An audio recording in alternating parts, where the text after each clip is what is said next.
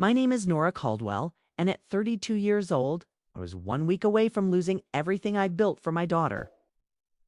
Lily, to my own parents, who had branded me a failure since I was a teenager. They thought they could seize my eco-friendly clothing company with a ruthless boardroom takeover, backed by a smug ultimatum: sign over your shares or watch your dreams collapse.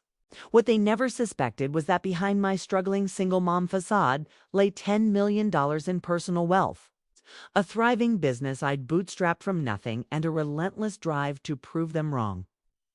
Their condescending smirks were about to meet the one thing they underestimated: my ability to outmaneuver them at their own game. Let me know in the comments where you're watching from. If you love stories of underdogs turning the tables, hit that like button and subscribe to Total Revenge for this wild journey of how I erased those smug grins for good. I grew up in a tidy suburb of Portland, Oregon, where my parents, Gerald and Evelyn Caldwell, ran a chain of hardware stores and preached discipline over dreams. They saw my passion for fashion and sustainability as a childish distraction, not a career path, and never let me forget it. We were never poor, but we weren't rich either. And every dollar for my community college tuition came from part-time jobs I juggled while maintaining a perfect GPA. I graduated with a degree in business and a burning desire to create something meaningful. Despite their constant refrain that I'd never amount to anything, by 22, I was a single mom to Lily, pouring every spare moment into launching Green Thread, a clothing line using recycled materials and ethical production. My parents mocked my ambitions, calling my designs glorified rags and predicting I'd fail within a year. But I hustled, selling at local farmers markets, building an online store, and landing small retail contracts through sheer persistence. By 28, Green Thread was grossing $1 million annually. And by 32, its valuation hit $8 million, with my personal savings adding another $2 million through careful investments.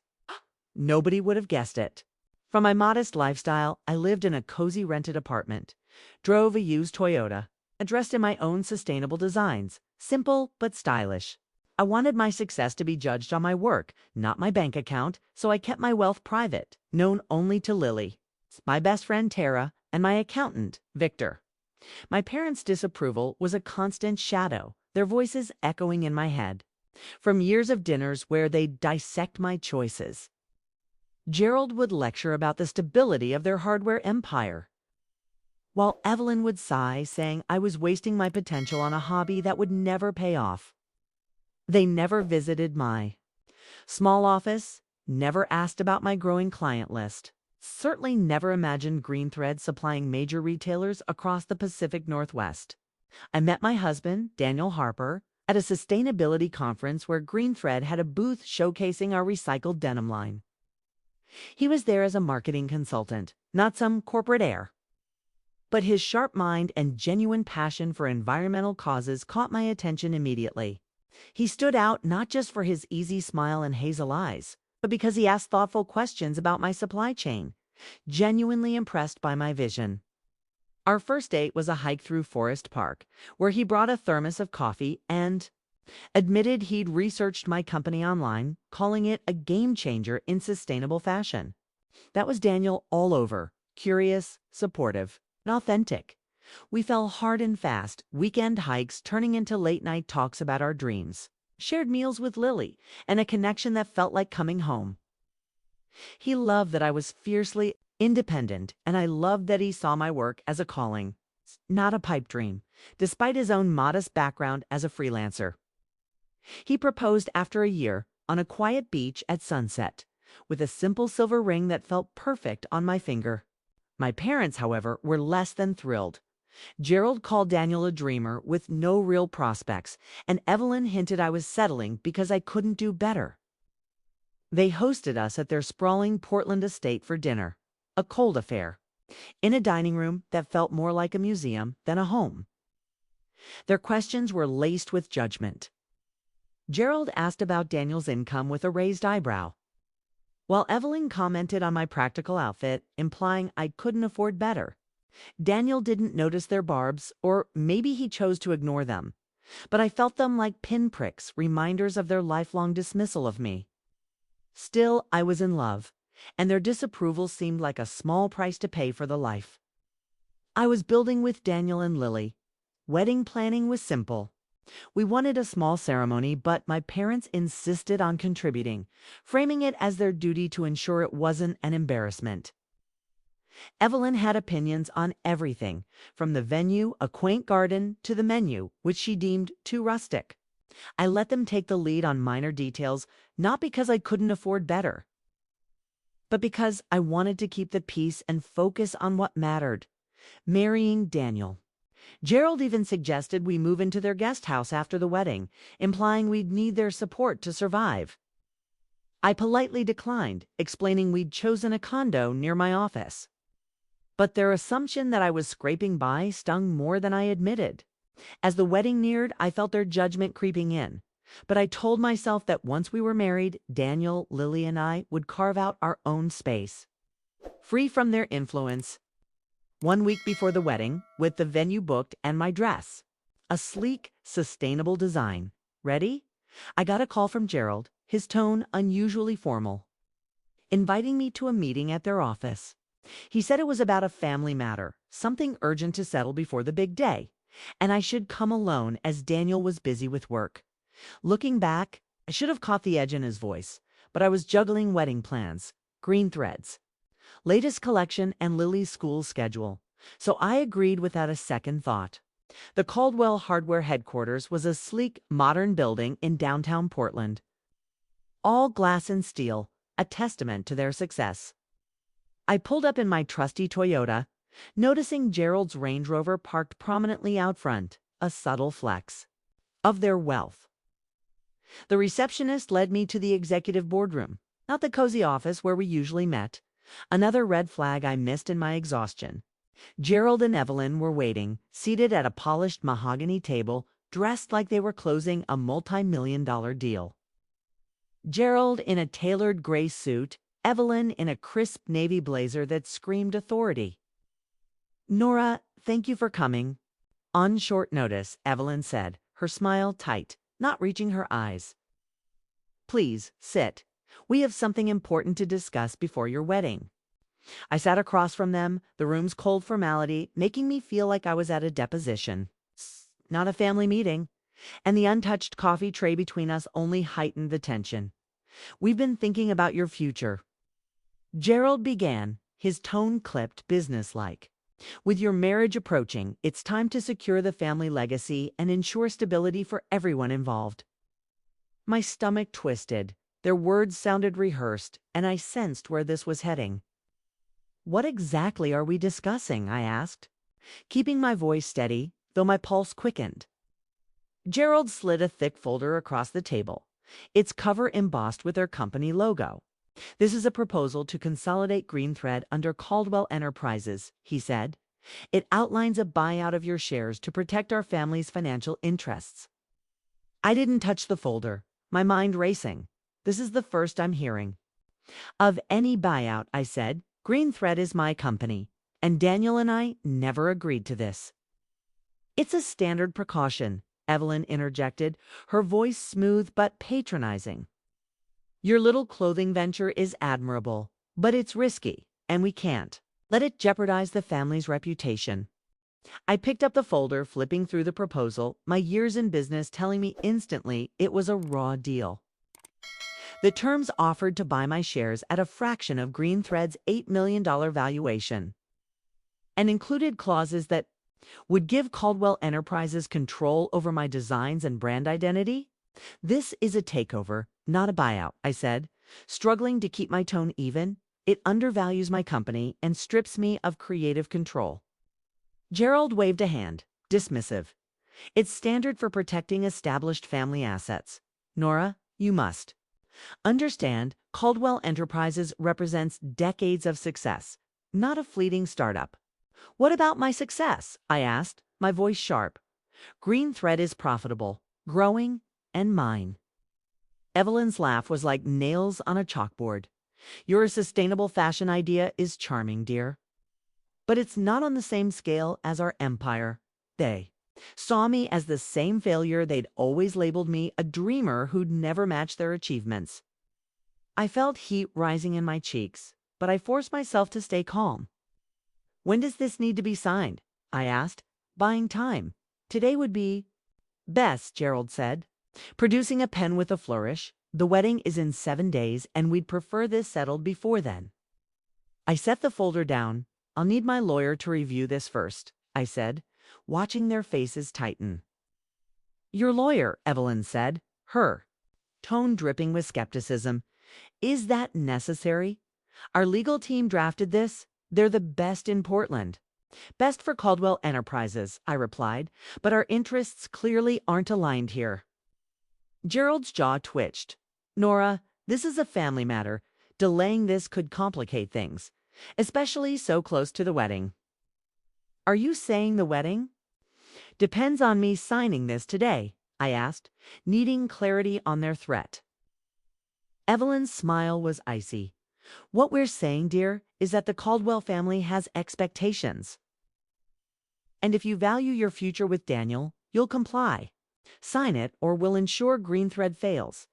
Gerald said bluntly, "We've invested in your wedding, but we'll pull our support and more if we must protect our interests." The ultimatum hit like a punch. Their confidence in my submission was palpable. They thought I was still the girl they'd called a failure with no leverage to fight back. I stood, clutching the folder. "I'll need to discuss this with Daniel," I said, my voice steady despite the storm inside me. "Daniel understands our position," Evelyn said, dismissing me. "He knows family comes first." That cut deeper than anything. The idea that Daniel might be complicit in this ambush made my chest ache. "I'll speak with him myself," I said, gripping the folder tightly. "I need to know where he stands." Gerald rose, adjusting his suit. "You have until tomorrow morning, Nora, 9 a.m. We expect your signature or confirmation that you're stepping away from Green Thread." "We hope you'll choose wisely," Evelyn added, her tone sickly sweet. "Daniel deserves a stable future. It'd be a shame to disrupt that over a stubborn dream." I nodded stiffly, leaving the boardroom, their words echoing as I passed the receptionist, who avoided my eyes. As I reached my car, I overheard Evelyn through an open window. "She signed. She's always been too weak to stand up to us." Gerald's chuckle was a knife in my gut. "They're just a startup. She crumbled like she always has."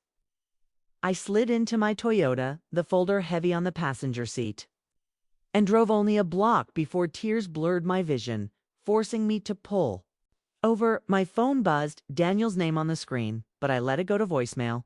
I needed to process this betrayal alone.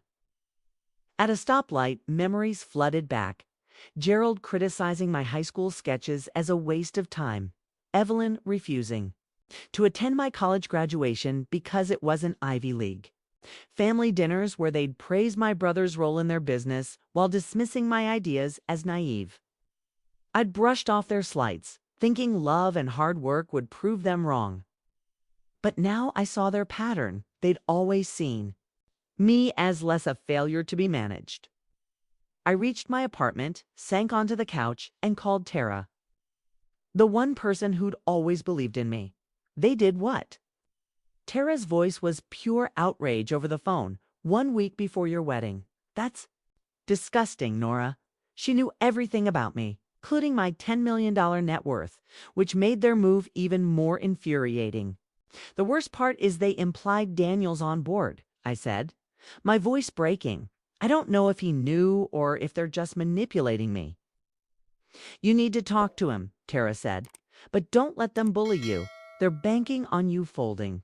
"I've read enough of the proposal to know it's a trap," I said. "It could destroy Green Thread's future." "Call Rachel tomorrow," Tara urged. "She'd tear that document apart." Rachel Cohen was my lawyer, sharp as a tack and fiercely protective of my interests since I started Green Thread. "I will," I said, "but first I need to confront Daniel. I need to know if he's with me or them." After hanging up, I steeled myself and called Daniel. He answered immediately. "Nora, thank God. Dad said you stormed out. What's going on?" concern nearly broke me, but I held firm. "What's going on?" I said. "Is your parents ambushed me with a proposal to take over Green Thread? They said sign by tomorrow or they'll ruin my company, and they hinted you're okay with it." Silence stretched, heavy and telling. "Daniel," I pressed, "did you know about this?" "I swear I didn't," he said, his voice tight. "They mentioned streamlining family businesses." "But I thought it was about their stores, not your company. You didn't think to warn me?" I asked, my heart sinking. "They're planning to gut Green Thread right before our wedding." "I was going to talk to you," he said. "I didn't know they'd spring it like this." "I'm so sorry, Nora." "Sorry doesn't fix this." I snapped. "They're threatening my life's work, and I need to know if you're with me or them." "I'm with you," he said. "But I need to see the proposal. This isn't right. Let's figure it out together." His words sparked a flicker of hope, but doubt lingered. Had he really been blindsided, or was he complicit? "Read it yourself," I said. Section 3, paragraph 2. It's a takeover dressed as a buyout. I heard papers shuffling, then a low curse. "This is predatory, Nora." "Dad never showed me this version. It's way worse than what we discussed. Your parents gave me until 9 a.m. tomorrow," I said. "What's your stance on their ultimatum?" "They can't do this," he said, his voice firming. "I'll call them now. Tell them to back off. We'll handle this after the wedding." "Do it," I said.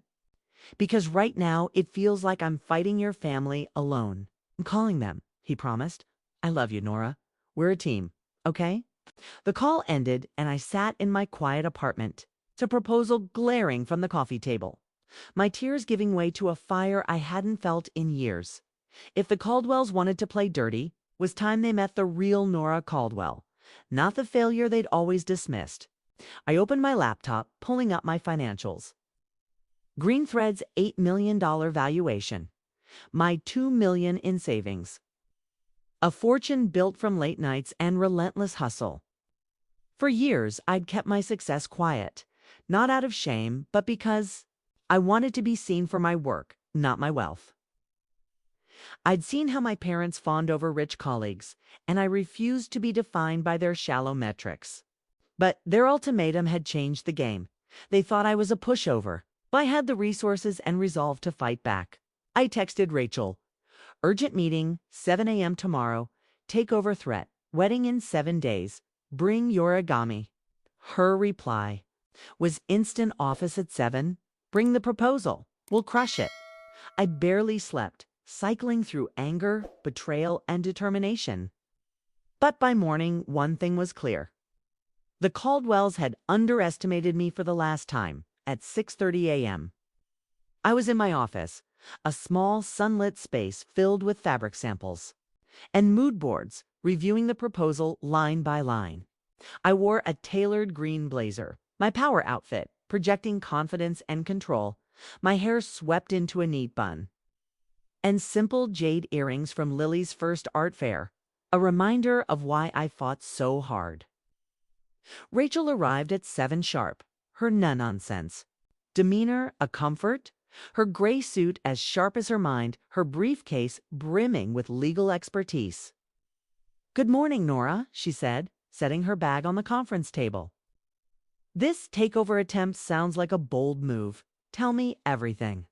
I handed her the proposal yesterday. "My parents demanded I sign this by 9 a.m. or lose Green Thread. They're leveraging the wedding to force me out." Rachel's eyes narrowed as she scanned the document, her expression darkening with every page. "This is a legal mugging," she said. "I've seen aggressive deals, but this is personal. They're trying to erase you." "Can we fight it?" I asked, my voice steady despite the stakes. Rachel grinned, a predator's smile that gave me hope. "We won't just fight it, Nora. We'll turn their game against them. Let's talk strategy." She pulled out a legal pad. "Your net worth is $10 million, correct? 8 from Green Thread. 2 from savings." I nodded, and they have no idea. "I've kept it private from everyone except Lily, Tara, and you." "This is going to be fun," Rachel said, her pen flying across the pad. "They think you're desperate. You've got more leverage than they can imagine. You want to save Green Thread or let them burn and walk away? She asked, her eyes sharp. I want to save it. I said, but only if Daniel stands with me and only if my parents respect me as an equal, not their disappointing daughter. Then we draft a counter-proposal, Rachel said, one that protects Green Thread and exposes their overreach. Let's make them regret this. For 2 hours, we crafted a new document, one that rejected their buyout, proposed a partnership on equal terms, and safeguarded my brand's independence. Now, the delivery, Rachel said. Timing and setting are critical. Where do you want to present this? I need to talk to Daniel first, I said. Then we confront my parents together. I want a neutral location, somewhere professional, but public enough to keep them civil. The private room at Riverfront Bistro, Rachel suggested, upscale, discreet, and not their turf. Perfect, I said. I've got financials ready, updated last month. Showing Green Thread's valuation and my savings, all verified. Rachel reviewed them, nodding. These will hit like a sledgehammer. Now let's prep your approach with Daniel. We spent another hour strategizing. By 9:30, I felt armed and ready. Not just with documents, but with a clarity I'd never had before. I called Tara to update her.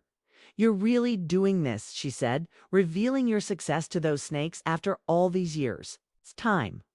I said, if I want Green Thread and my marriage to survive, I have to stop hiding who I am. What? If Daniel's upset you kept your wealth quiet, Tara asked. Have you thought about that? I have. I said, but if he can't understand why I wanted to be valued for me, not my money, then maybe we're not right for each other. You're a badass, Nora, Tara said. I'd have told Gerald to shove it. But you're playing the long game. I respect that. I laughed, easing the tension. The day's not over. I might still tell them exactly that. I texted Daniel, meet me at Bella's Cafe at 1 p.m. Just us. We need to talk. He replied instantly, I'll be there. I love you. I'm so sorry about my parents. Those words stirred hope, but I needed more than apologies. I needed to know. We were a team. I spent the next hour preparing, getting a quick blowout at the salon downstairs. My hair sleek and professional, my makeup subtle but confident. The jade earrings my anchor, tying me to Lily and my purpose. Bella's Cafe was our spot. A cozy Italian place where we'd celebrated Lily's 10th birthday. Its warmth a reminder of what we'd built together. I arrived early, securing a quiet corner table, perfect for the heavy conversation ahead. Daniel walked in at 1, looking drained. His usual crisp button-down slightly wrinkled, shadows under his eyes suggesting a sleepless night. Nora, he said, sitting across from me. I'm so sorry. I talked to Dad last night. It was a mess. Studied him, searching for the man I loved, not the sun caught in his parents' web. I almost didn't come, I said. Your parents put me in an impossible spot. He reached for my hand. I know. I told them their ultimatum was wrong. I'm with. You, Nora, what happened when you talked to them? I asked, my heart pounding. He sighed. Dad said I was being reckless. Mom played the guilt card, saying I'm betraying the family. But I told them I'd cancel the wedding myself if they pushed this. A spark of pride flickered. That must have been hard, I said. You've never stood up to them like that. It was, he admitted with a small smile, but it felt right. I stayed at my brother's last night. Trying to sort this out, their proposal is a disgrace. I took a deep breath. This was it, Daniel. There's something I need to tell you. Something I've kept quiet our whole relationship. His brow furrowed. What is it, Nora? You're scaring me. I'm not who your parents think I am, I said. Or rather, I'm more than they assume. I pulled a folder from my bag, financial statements, neatly organized. Green Thread is worth $8 million. My savings add $2 million more. I've built this quietly, wanting to be seen for my work, not my wealth. Daniel's eyes widened. As he scanned the documents, $10 million, he said, stunned. Why didn't you tell me? I wanted us to be real, I said. I saw how your parents treat money as power. And I didn't want that tainting what we have. He flipped through the pages. Processing all this time, they thought you were scraping by, and you're sitting on this. It was never about hiding from you, I said. It was about being loved for me. But your parents' move changes things. They need to know who they're dealing with. Was this a test? He asked. A hint of hurt in his voice, of me or them. Not you. I said quickly, never you, but yes. I wanted to see how they'd treat me without knowing my worth, and they failed miserably. Our coffees arrived, giving us a moment to breathe. Daniel sipped his, then looked at me. I get why you kept it quiet, but it stings, Nora. We should have been open with each other. You're right, I said. No more secrets. But now we decide what's next together. I pulled out the counter-proposal Rachel and I drafted. I want a partnership, I said, one where green thread stays mine. And we face your parents as equals. He read it, nodding. This is fair. Nora, it protects you and calls their bluff. I'm in. Let's do this. What happens now? He asked, his hand finding mine again. Where do you need me? I need to know you're all in, I said, not just on the proposal, but on building a life where your parents don't control us. I'm all in, he said, his eyes steady. I chose you last night when I walked out on them. I love you, Nora, your strength, your vision. $10 or 10 million. It's you I want. My heart softened. Then let's meet them tonight, I said. We present this counter-proposal together. Make it clear we're a team, and green thread isn't theirs to take. They won't like it, he warned. Mom especially. She's not used to losing. Let them react, I said. It'll show us what kind of future we're dealing with. He raised his coffee mug to us, facing the Caldwell storm together. I clinked mine against his. Together, I said, feeling a strength I hadn't known I had. I texted Rachel, phase 1 done. Daniel's with me. Meeting parents tonight at Riverfront Bistro, 6 p.m. Her reply was quick. Perfect. Stick to the plan. No compromises. You've got this. As Daniel and I left Bella's hand in hand, the Portland skyline glowing under a cloudy sky, I felt a shift. We weren't just fighting for green thread, but for the life we wanted, free from my parents' shadow. The afternoon was spent refining our strategy, Daniel reviewing the counterproposal, his marketing brain catching small tweaks to make our case stronger. I changed into a cream dress, elegant yet commanding, paired with a blazer and Lily's jade earrings, my armor for the battle ahead. Riverfront Bistro was upscale, its private room perfect for a confrontation, discreet staff ensuring privacy without eavesdropping. We arrived early, the mahogany table set for 4. The Willamette River sparkling through the windows, a calm contrast to the storm brewing. Ready? Daniel asked, his hand warm in mine. As ready as I'll ever be, I said, squeezing back. Let's show them who we are. Gerald and Evelyn arrived at 6:15. A calculated power move. Gerald in his usual gray suit, Evelyn in a burgundy dress that screamed wealth. Nora, darling, Evelyn said, ignoring Daniel, this is a charming spot. But I'm not sure why we needed such a formal setting for a simple signature. Gerald gave me a curt nod. I trust you've come to your senses. Nora, 9 a.m. has passed. But we're willing to be reasonable. Sit, please, I said, gesturing to the chairs across from us. We have a lot to discuss. My tone caught Evelyn off guard, her eyes narrowing as she sat. Gerald's face unreadable but tense. We've reviewed your proposal, Daniel began, his voice calm but firm. And it's unacceptable, both in its terms and how you presented it. Gerald's eyebrows shot up. Unacceptable, he said. It's a standard offer to protect our family's legacy. Nora's startup can't compare. Your legacy doesn't give you the right to steal my company, I said, placing my portfolio on the table. We've prepared a counterproposal that actually protects everyone. A takeover isn't protection, Daniel said, his tone sharp. You tried. to bully Nora into signing away her life's work. Evelyn waved a hand. This isn't personal, Nora. It's business. Your little company can't survive without our support. I slid the counterproposal across the table. This ensures Green Thread stays independent, I said, and protects both our interests fairly. Gerald's face darkened.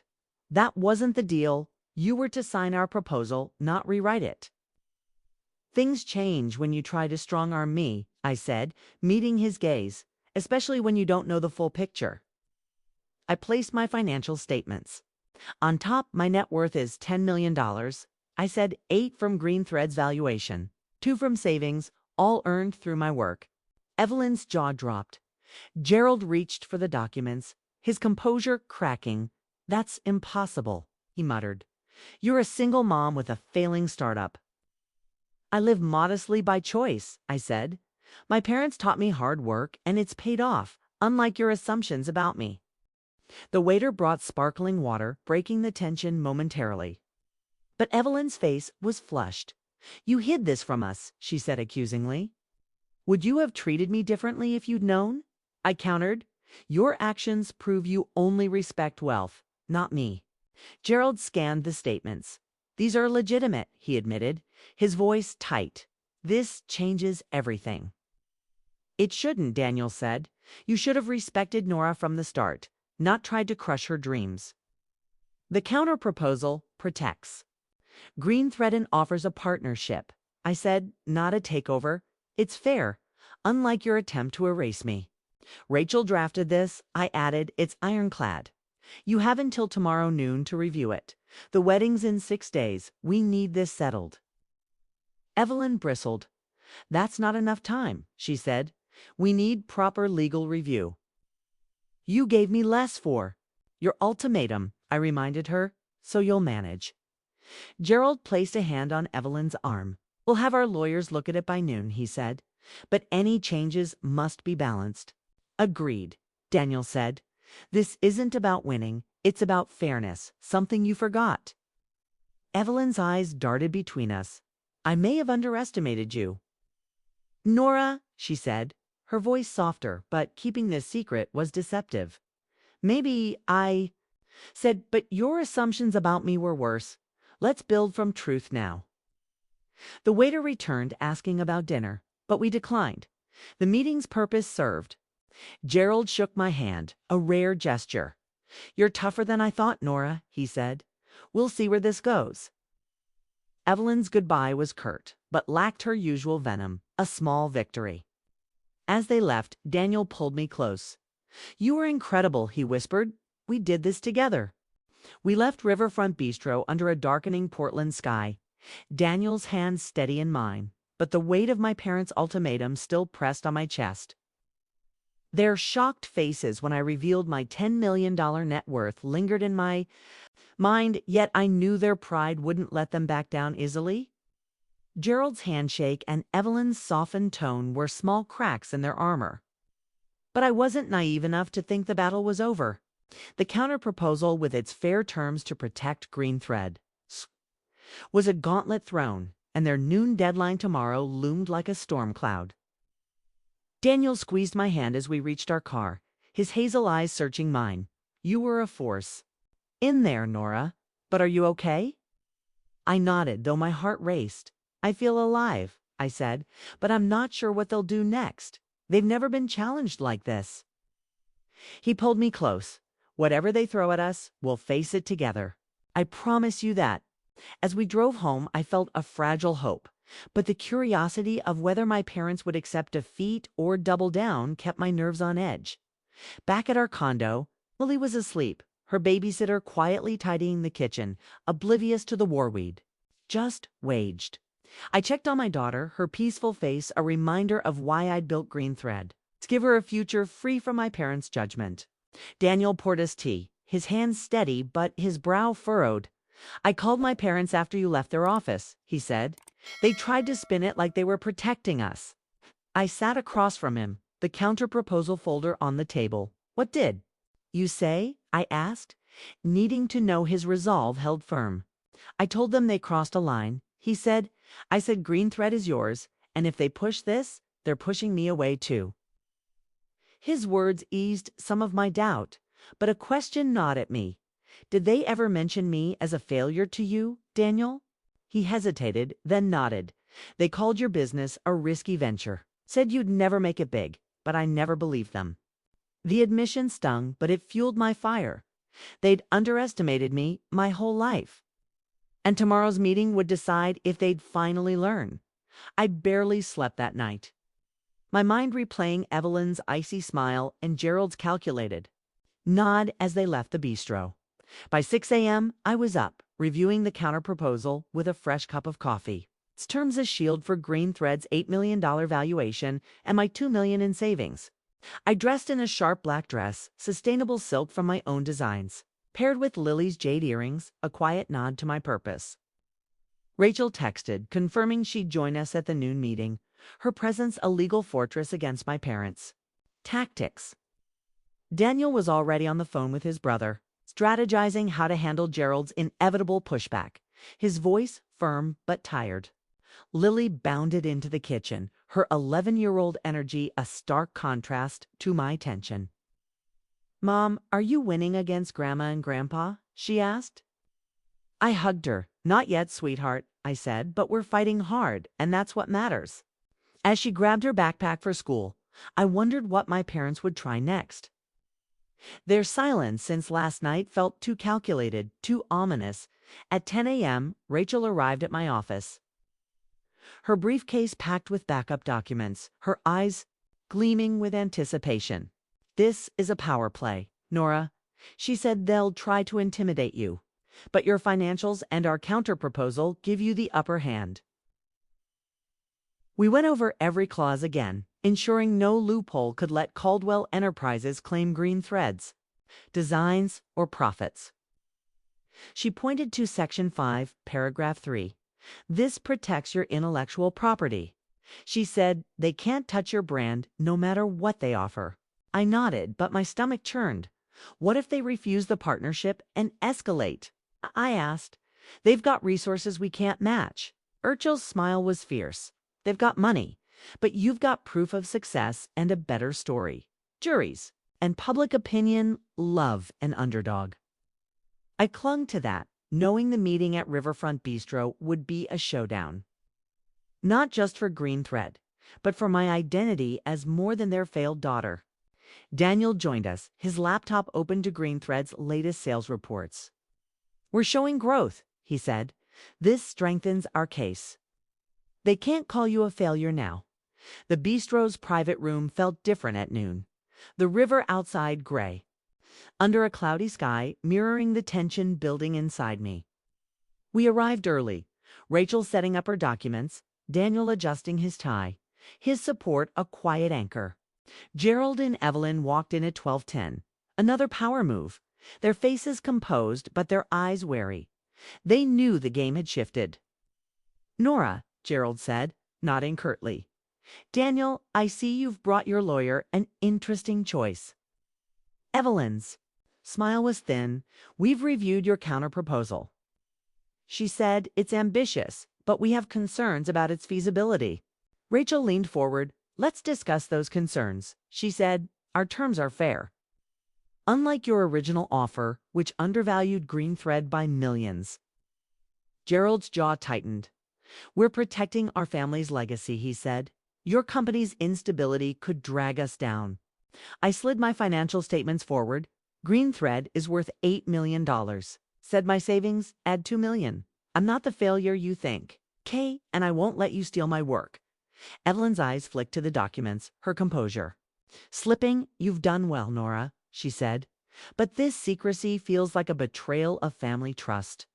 "Would you have believed in me if I'd told you?" I countered. "You've called me a failure since I was 16. You never even visited my office." Gerald scanned the statements, his lawyer's mind recalibrating. "These numbers are impressive," he admitted, "but a partnership requires mutual benefit, not just protecting your interests." "Our proposal benefits both sides," Daniel said. "It keeps Green Thread independent while offering collaboration with Caldwell Enterprises on equal terms." Rachel pointed to the document. Section 2 outlines shared marketing opportunities. She said, your retail channels could boost Green Thread, and our sustainability cred could enhance your brand. Evelyn's lips pursed. You're asking us to treat your startup as an equal, she said. That's a stretch, given our decades of success. I leaned forward, my voice steady. Decades don't erase my $8 million in valuation, I said. You tried to bully me, but I'm not that scared girl anymore. The room went quiet. The waiter's arrival with sparkling water, a brief pause. But the air crackled with what they'd say next. Would they fold or fight? Gerald flipped through the counter proposal, his pen tapping the table. We'd need our legal team to review this further. He said some clauses are unconventional. You have until 5 p.m. today, I said, matching their original urgency. The wedding's in 6 days, and I won't marry into a family that disrespects my work. Evelyn's eyes narrowed. That's hardly enough time, she said. You're being unreasonable, Nora. You gave me less for your takeover attempt, I replied. So you'll manage, or we walk away from any deal. Daniel squeezed my knee under the table. We're not signing your original proposal, he said. It's this or nothing, and we're prepared to fight publicly if needed. Rachel nodded. Your undervaluation of Green Thread could make a compelling story. She said the media loves a family betrayal angle. Gerald's face hardened. You'd air our private matters. He asked, that's low, even for you, Nora. It's not low when you're trying to erase my life's work. I said, you started this, but I'll finish it one way or another. The waiter returned offering menus, but we waved him off. The meeting too charged for pleasantries. Evelyn tried a new tactic, her voice softer. Nora, we only want what's best for you and Daniel, she said. A merger ensures stability for Lily, too. Stability doesn't mean control, I said. You've never believed in me, but these documents prove I've built something real. Daniel's voice was firm. You misjudged Nora, he said, and you misjudged us. We're a team, and Green Thread stays hers. Gerald closed the folder. We'll have our answer by 5, he said. But don't expect us to roll over, Nora. We've built an empire. Empires don't scare me, I said. I've built my own, and I'll protect it with everything I have. Evelyn stood, her burgundy dress catching the light. We'll see, she said, her tone a mix of defiance and doubt. As they left, Daniel turned. To me, you were unstoppable, he said, but I'm worried they'll come back harder. What's our next move? Rachel packed her briefcase. They're rattled, she said. But Gerald's too stubborn to admit defeat. Expect a counteroffer that looks generous but has traps. We need to be ready for anything, I said, my mind already racing. What if they try to sway the board or sabotage our suppliers? Daniel frowned. They wouldn't go that far, would they? He asked, his faith in his parents fading. They threatened to ruin Green Thread. I said, I wouldn't put anything past them. We need to protect our leverage. Rachel nodded. I'll draft contingency plans, she said. We can file for an injunction if they try anything shady before the wedding. Back at the condo, I called Tara, updating her on the meeting. They're cornered, I said. Right. But I don't trust their silence. It's too quiet. Tara laughed. You've got them scared, Nora, she said, but keep your guard up. They're not done. Yet. I hung up, staring at the counterproposal. The curiosity of their next move, burning. Would they accept my terms or unleash a new attack? By 4 p.m., my phone buzzed with a text from Gerald. Meeting at our office, 5:30 p.m. We have a revised offer. The timing felt like another power play, pulling us to their turf, but I wasn't backing down. Daniel and I prepared, reviewing Rachel's contingencies. His hand brushing mine as we worked. We're stronger than them, he said. I nodded, but my gut twisted. Gerald's revised offer could be a trap, or worse, a way to delay until after the wedding. Rachel met us at Caldwell Enterprises, her presence a reminder that I wasn't the failure they'd labeled me. The boardroom was colder this time. Gerald and Evelyn seated with their lawyer, a slick man named Paul, whose smile didn't reach his eyes. We've considered your counterproposal, Gerald said, and we've drafted a compromise that benefits both parties. Paul slid a new folder across the table. This addresses your concerns, he said, while ensuring Caldwell Enterprises' stability. Take a look. I opened the folder, my years in business screaming that this was no compromise. It offered a slightly higher buyout, but still gave them majority control of Greenthread. This isn't a partnership, I said. It's a dressed-up takeover. You're still trying to erase me. Evelyn leaned forward. Nora, be reasonable, she said. This secures your future and Lily's without risking our legacy. Daniel's voice was sharp. You're not securing anything, he said. You're undermining Nora's success, and I won't stand for it. Rachel scanned the document. Section 4, Paragraph 1, she said. This clause allows Caldwell Enterprises to rebrand Greenthread. It's a deal breaker. Gerald's eyes narrowed. You're overreacting, he said. We're offering more than your company's worth. Take it or face the consequences. Consequences? I asked. What are you threatening now, Gerald? Because I'm not signing this. The room tensed. Paul's smile faltered. We're prepared to compete, Gerald said. Our resources can outlast your little startup, sign, or we'll bury you. My heart pounded. But I held Gerald's gaze. You've underestimated me my whole life. I said Greenthread's $8 million isn't little, and I've got the fight to protect it. Daniel stood. We're done with ultimatums, he said. Accept our counterproposal or we walk, and we'll make sure everyone knows why. Evelyn's face flushed. You'd drag our family name through the mud, she asked. That's ungrateful, Nora. Ingratitude goes both ways. Shh. I said, you never supported me, but I built an empire anyway, and I won't let you take it. Shh. Rachel gathered her papers. We'll give you until noon tomorrow, she said. Our terms stand, or we pursue legal action for predatory practices. Gerald's jaw clenched. We'll respond by noon, he said, but don't think this is over, Nora. As we left Evelyn's voice followed, she fooled Gerald. She always does. She's not built for this. I gripped Daniel's hand. Their words a challenge. But the curiosity of their next move kept me on edge. What would they try before the wedding? Back home, Lily was doing homework. Her innocence, a stark contrast to the war I was fighting. I tucked her in, promising we'd win, but her question lingered. Why do Grandma and Grandpa hate your company, Mom? They don't understand it. I said, but I'll show them, for you and me both.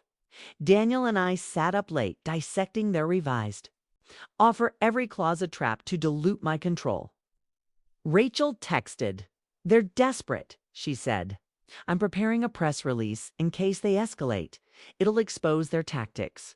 The idea of going public thrilled and terrified me. It could save Greenthread, but fracture our family forever. By morning, I was exhausted but resolute. My parents had called me a failure one too many times, and I'd proved them wrong. At 11 a.m., Gerald emailed. Final meeting, our office. 1 p.m. Bring your lawyer. We have a decision. The Caldwell boardroom felt like a battlefield. Gerald and Evelyn flanked by Paul. Their faces unreadable but tense. We've reviewed your position, Gerald said, and we're willing to negotiate, but your terms need adjustments. Paul slid a new document forward. This balances both sides, he said. It keeps Greenthread semi-independent, but integrates it into our portfolio. I scanned it, my heart sinking. It offered partial control but tied my profits to their stores. A slow death for my brand. This is another takeover, I said. You're still trying to control me, not partner with me. Evelyn sighed. Nora, you're being stubborn, she said. This is generous. You can't survive without our support. Daniel's voice cut through. She's survived and thrived without you, he said. Stop treating her like a failure. Rachel pointed to the document. This violates Section 2 of our counterproposal. She said, we're done with half measures, accept our terms, or we go public. Gerald's eyes flashed. You'd ruin our reputation, he asked. That's reckless, Nora, even for you. Reckless is threatening my company days before my wedding. I said, I've built green thread from nothing, and I won't let you steal it. Evelyn tried her guilt tactic. We're your family, Nora, she said. Think of Lily. This could secure her. Lily's future is secure because of me, I said. My $10 million proves that, not your so-called generosity. Daniel stood. We're not signing this, he said. You have until 5 p.m. to accept our original counterproposal, or we'll protect green thread in court. Paul's smile vanished. Litigation is costly, he said. You're risking everything, Nora. I've risked everything my whole life, I said, and I've won. You're the ones who should be worried now. As we walked out, Gerald's voice followed. We'll see you at 5, Nora. But don't expect us to bend. The curiosity of their final move burning hotter than ever. We left the Caldwell Enterprises boardroom with the air thick from Gerald's final warning. My heart pounding as Daniel's hand steadied mine, but the uncertainty of their next move hung like a storm about to break. Their revised offer was another trap dressed as a compromise, but it still aimed to choke green thread's independence. And their 5 p.m. deadline loomed as our last chance to secure my company's future. Rachel's eyes gleamed with defiance as we stepped into the elevator. They're desperate, Nora, she said. They know your $10 million net worth changes everything, but they're too stubborn to admit defeat. Daniel nodded, his jaw tight. They're playing dirty, he said. We need to be ready for anything, even sabotage before the wedding. I clutched the counter-proposal folder, my mind racing. If they escalate, we go public. I said, but I need to know you're still with me, Daniel. He met my gaze. I walked out on them twice now, Nora, he said. I'm with you no matter what they throw at us next. Back at our condo, Lily was coloring at the kitchen table. Her innocence a stark contrast to the battle we were fighting. Mom, did you beat Grandma and Grandpa yet? She asked, her eyes wide with hope. I kissed her forehead. Not yet, sweetheart, I said, but we're close, and I'm fighting for us. The curiosity of whether we'd win or face a final betrayal burning hotter than ever. Rachel stayed with us, spreading documents across the dining table, her laptop open to green thread supplier contracts and board member contacts. We need to lock down your allies, she said. If Gerald tries to sway your board or pressure suppliers, we'll hit back with legal action. I nodded, but my stomach churned. They've got connections everywhere. I said, what if they've already started moving against us? Daniel was on his phone, checking green thread's social media.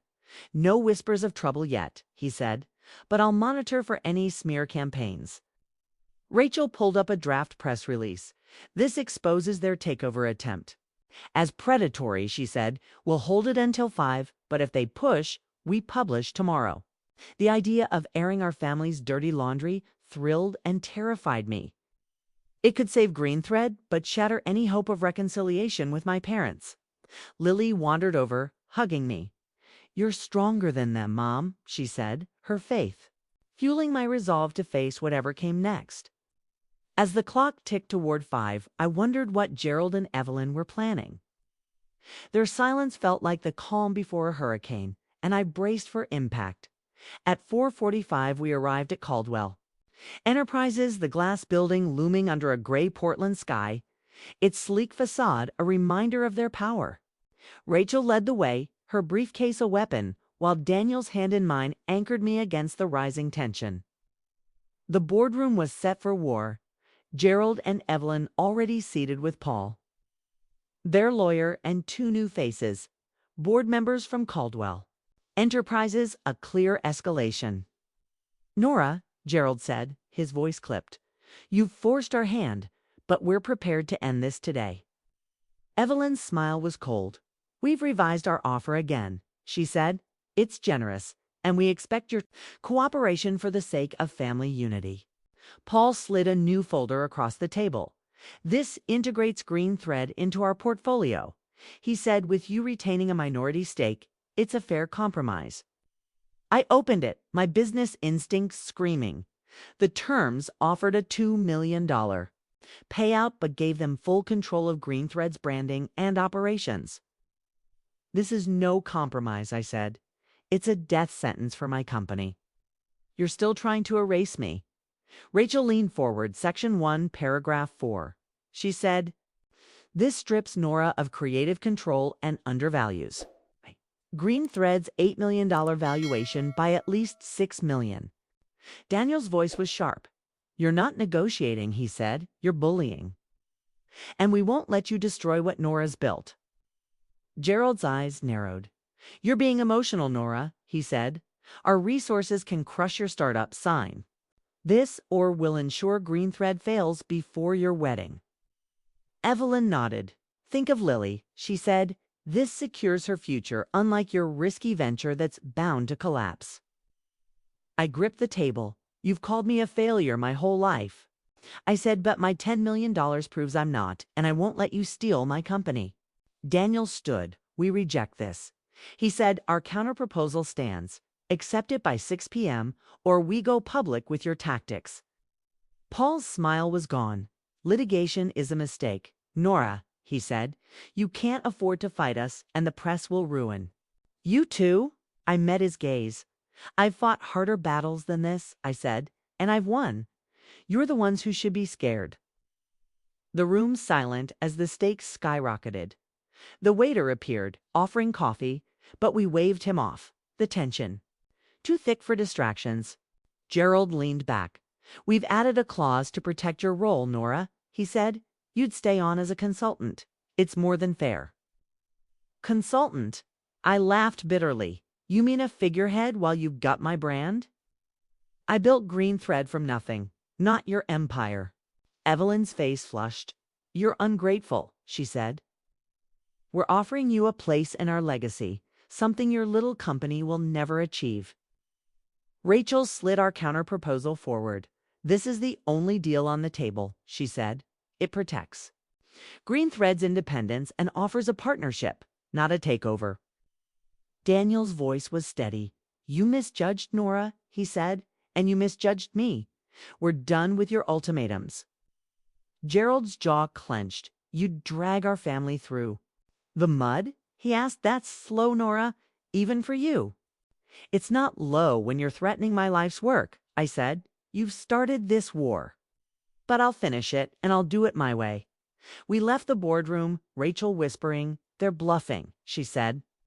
They can't afford the bad press. But we need to move fast.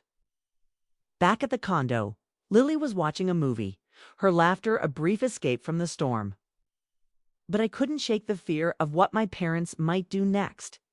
Daniel checked his phone. No news on suppliers or the board, he said. But I've got a contact at the Portland Business Journal ready to run our story if needed. Rachel was drafting legal filings. We can request an injunction tomorrow, she said. It'll freeze any moves they make against GreenThread. I nodded, but my mind spun. What if they've already pressured my suppliers, I asked, or turned my board against me? We'll call every board member tonight, Daniel said, and I'll reach out to your top suppliers. We'll lock in their loyalty. Tara called, her voice fierce. You've got them on the ropes. Nora, she said, but don't let up. They're snakes. As 6 p.m. approached, my phone buzzed with a text from Gerald. Final offer. Our office. 7 p.m. Come alone. No lawyers. The request raising every red flag, but I couldn't back down now. I told Daniel and Rachel they're trying to isolate me. I said, but I'll go. I need to end this. All right. Daniel protested. It's a trap, Nora, he said. Let me come with you. We're a team. Rachel agreed. Take Daniel, she said. I'll be on standby. With the press release and legal filings ready to go? I nodded, feeling the weight of the moment. This wasn't just about GreenThread. It was about rewriting the story my parents had told about me my whole life. We arrived at Caldwell Enterprises at 7. The boardroom, dim, Gerald and Evelyn alone. Their faces a mix of defiance and fatigue. Nora, Gerald said. No, Daniel, just you. We want a family discussion. No outsiders. Daniel's hand tightened on mine. I'm her family, he said, and I'm staying. You don't get to dictate this anymore. Evelyn's eyes flashed, but she nodded. Sit, she said. We've got a final offer, and we expect you to take it seriously. Gerald slid a slim folder across the table.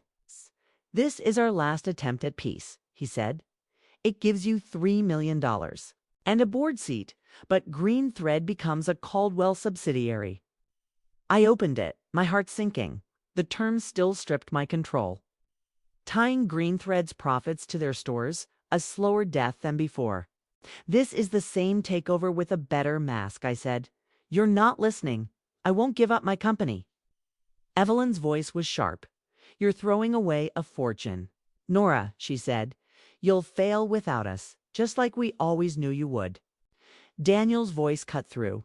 She's built a $10 million empire. He said, you're the ones failing to see her worth. I stood, pushing the folder back.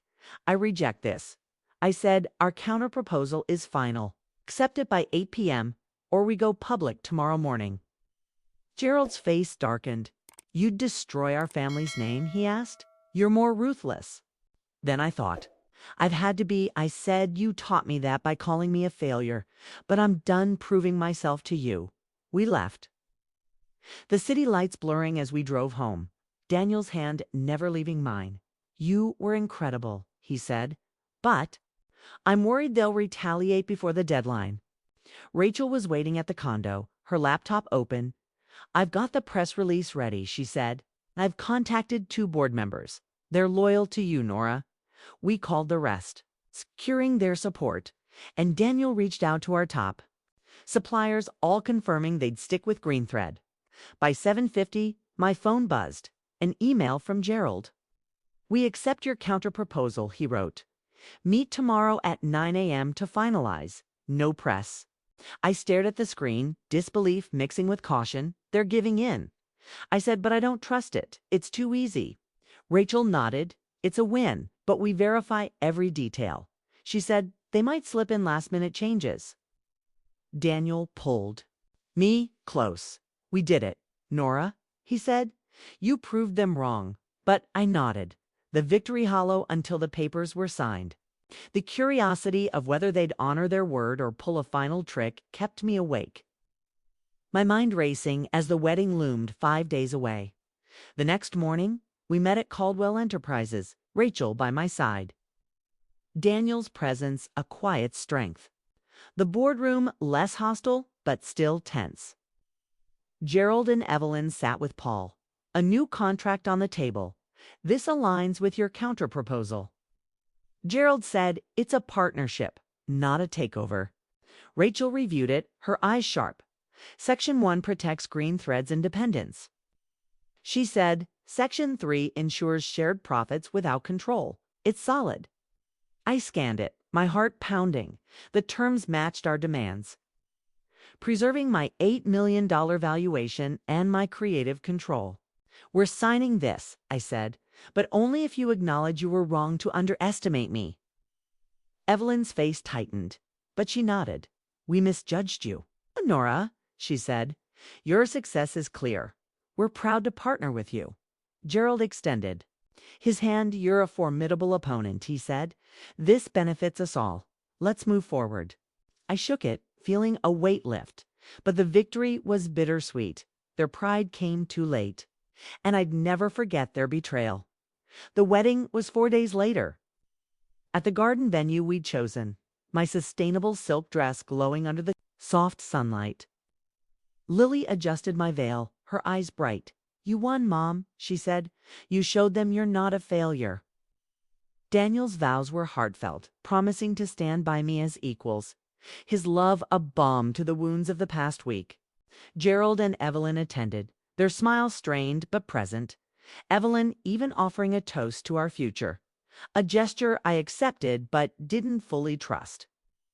Rachel was there, whispering, You're the CEO of your life now, Nora. Don't let them. Forget it. Tara raised a glass to Nora, she said, who turned their doubts into dust, her words sparking laughter and applause. As Daniel and I danced, he whispered, I'm so proud of you. This is our beginning, not theirs. The victory felt real, but the curiosity lingered. Would their partnership hold? Or was this just a pause in their game? Our honeymoon in Costa Rica was a dream. 10 days of beaches and rainforests, just Daniel, Lily, and me, free from the Caldwell shadow. We talked about the future, merging our dreams, Green Thread expanding with new sustainable lines, Daniel's marketing expertise driving growth. Back in Portland, the partnership with Caldwell Enterprises began smoothly, their stores carrying Green Thread's designs, but I kept Rachel on retainer, watching for any missteps. 6 months later, Evelyn tried pushing for more control, suggesting we rebrand Green Thread under their name, but I shut it down, citing our contract. Gerald invited me to consult on their sustainability initiatives, a nod to my expertise, and I accepted, but on my terms. Green Thread's valuation climbed to $10 million, my savings growing to $3 million, proof I'd never needed their approval. Lily thrived, her confidence soaring, knowing her mom had fought and won, not just for us, but for every dream they'd called a failure. As I reflect on that week, I'm grateful for the crisis. It forced me to claim my worth, not as their daughter, but as Nora Caldwell. CEO, not my parents, saw my lack of their pedigree as weakness, their empire a tool to control, not uplift. But my $10 million shifted their view. They thought they could manage me, but I rewrote the narrative. Proving success isn't inherited. It's earned through grit and vision. Green Thread became my legacy, not theirs. A testament to the dreams they mocked, now celebrated in stores nationwide. Marriage taught me partnership means standing firm. Daniel and I building a life where respect, not control, defines us. I could have signed their first offer or walked away in anger, but I chose confrontation, revealing my strength as a businesswoman and mother. That choice set the tone for our future, one where Lily sees her mom as a victor, not a failure. You ever proved someone wrong who doubted you? Share your story in the comments. And if this tale of triumph resonates, subscribe to Total Revenge and share it with someone who needs to stand tall. Thank you for joining me, and remember, the greatest revenge is refusing to be anything less than who you are.